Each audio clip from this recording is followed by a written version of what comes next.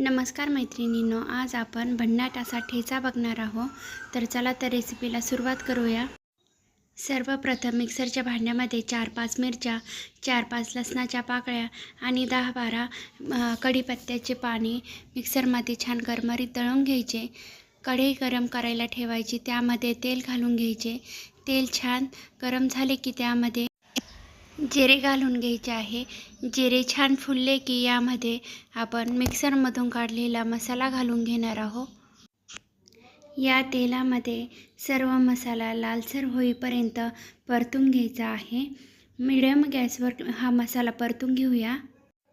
मसाला परतत आहे तोपर्यंत आपण हे असे हिरवे वाटाणे घेतलेले आहे.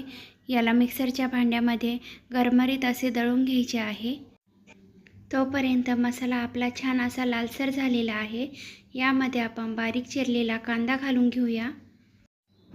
कांदा छान परतावा व कांद्यालाही छान चव यावी यासाठी आपण यामध्ये मीठ घालून घेणार आहोत. मीठ घालून घेतल्यानंतर कांदा छान परतून घ्यायचा आहे. यानंतर यामध्ये चिमूटभर हळद घालून घ्यायची आणि हा सर्व मसाला छान परतून घ्यायचा आहे. यानंतर यामध्ये मिक्सरमधून काढलेले वाटाणे घालून घ्यायचे आहे. या सर्व मसाल्यामध्ये वाटून घेतलेले वाटाणे छान परतून घ्यायचे आहे.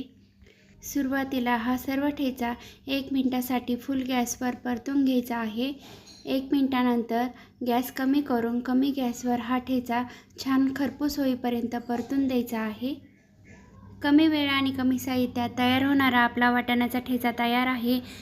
या ठेच्याला तुम्ही पोळी, भाकरी त्याचबरोबर वरण भाताबरोबर तोंडी लावण्यासाठी खाऊ शकता.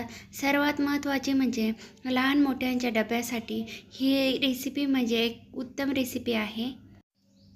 एका चपातीऐवजी 2 चपाती खाल इतकी भन्नाट चवीला लागते ही. कमी वेळ आणि कमी साहित्यात तयार होणारी ही रेसिपी नक्की ट्राय करून बघा.